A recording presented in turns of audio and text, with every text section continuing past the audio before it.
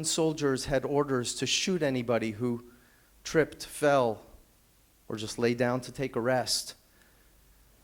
After 2 days, my mother was cold and tired. She had had enough. She stepped out of line. She lay down. An old German soldier walked up to her, and he said, "Please get up. The war is almost over, and you have your whole life ahead of you." Thank God she got up, and I told them, if she hadn't got up, I wouldn't be here speaking to you today. Never eat alone.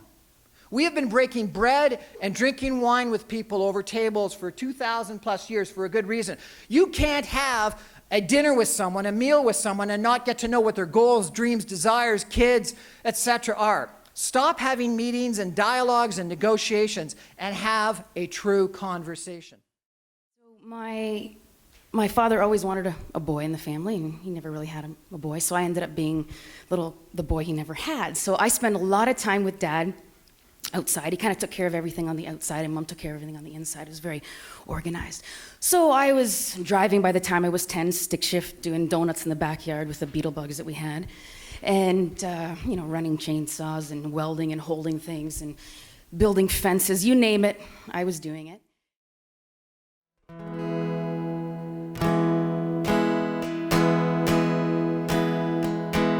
She's just a girl and she's on fire, higher than a fantasy, longer than a highway. One of the coolest things that I remember from that time was the first time I ran. So how many people can actually say that they remember the first time they ran? It probably was when you're 3, 2, but some people have other stories. I see some people putting your hands up, and it's a pretty neat experience.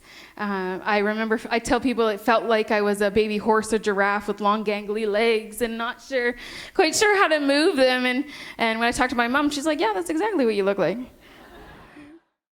One of my dreams was to get on radio. I told my mother when I was 9 I wanted to be Wally Crowder.